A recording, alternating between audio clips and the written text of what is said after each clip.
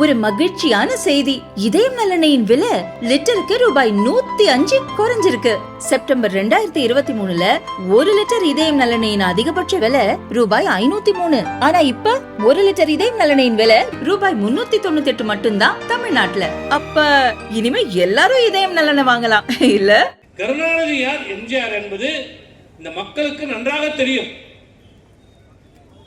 இன்னைக்கு யார் வந்தாலும் என்ன சொல்றாங்க, நேற்று கட்சி ஆரம்பிச்சவங்களும் சரி, இன்னைக்கு கட்சி ஆரம்பிக்கிறவங்களும் சரி, நாளைக்கு யாராவது கட்சி ஆரம்பிக்கிறோம் என்ன சொல்றாங்க, எம்ஜிஆரை போல நாங்கள் ஆட்சி தருவோம், எம்ஜிஆரை போன்று நாங்கள் ஆட்சி நடத்துவோம், ஏழை மக்களுக்கான திட்டங்களை எம்ஜிஆரை போல நிறைவேற்றுவோம் என்று சொல்றாங்க. யாராவது ஒருத்தர் தப்பி தவறியாவது கருணாநிதி மாரி நாங்கள் ஆட்சி தருவோம் யாராவது சொல்லி கேள்விப்பட்டிருக்கிறீங்களா? ஏழை எளிய மக்களை அன்றைக்கு வாக்குகளை பெறுவதற்காக கொடுத்த வாக்குறுதி நிறைவேற்றப்பட்டிருக்கிறதா கேட்டா சொல்லுவார் 95%, 85%. அது என்ன 95, 85? நீ கொடுத்த வாக்குறுதி 525. அந்த 525 தெளிவா சொல்லு. 500 வாக்குறுதி நிறைவேற்றிட்ட, 400 வாக்குறுதி நிறைவேற்றிட்ட, தெளிவா சொல்லு. அது என்ன பர்சன்டேஜ்? உனக்கு தான் 2500 பிளஸ் 1500 5000 சொல்ற ஆளு.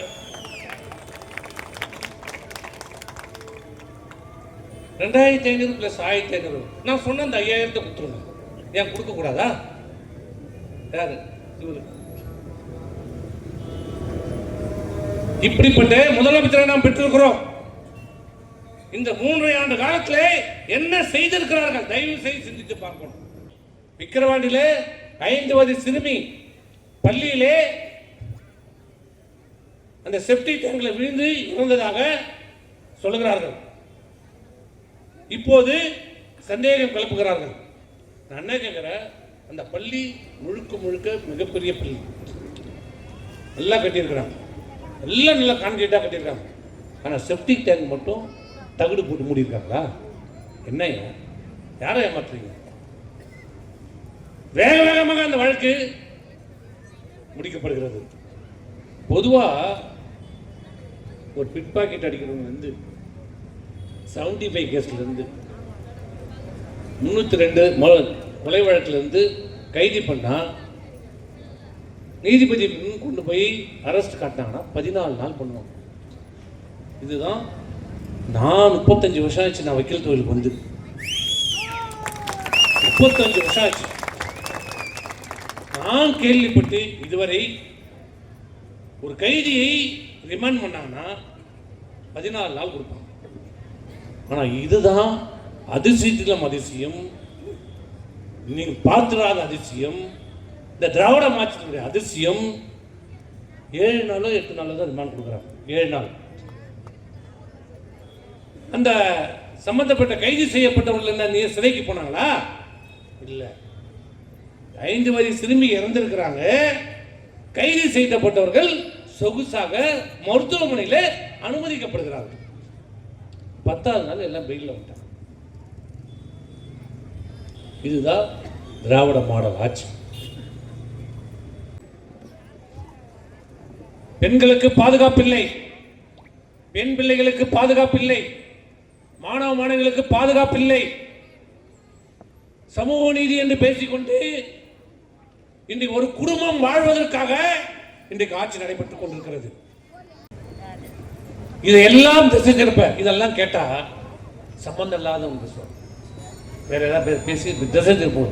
இன்னைக்கு யார் அந்த சாரு விலைவாசி இறந்து போச்சு, பெண் காவலருக்கே பாதுகாப்பு இல்லை, இப்படிலாம் நம்ம கேட்டா இன்னைக்கு சம்பந்தமே இல்லாம இந்த ஊருக்கு அமைச்சர் பொன்முடி சொல்றாரு, கோமியம் சாப்பிட்டால் நோய் எதிர்ப்பு வரும் என்று ஐஐடி சென்னை ஐஐடி டைரக்டர் சொன்னாரு. அது தப்பு. இது மூட நம்பிக்கை. இது ரொம்ப அவசியம். நம்ம முதியோர் காலத்திலேருந்து நம்ம குழந்தை பிறந்ததுலேருந்து அவன் மனுஷன் மூத்திரத்தையும் குடிக்கிறான். சிரிப்பு இல்லை, மொராய் தேசா சாப்பிட்டாரு, சிரிப்பதுக்கு சொல்லல, மொராய் தேசா சொன்னார், மனித சாப்பிட்டால் உடல் நலனுக்கு நோய் எதிர்ப்புக்கு தேவை அவர் சொன்னார். நான் சாப்பிட்டு கொண்டு வரேன் அவர் சொல்லியிருக்காரு மொராய் தேசாய்.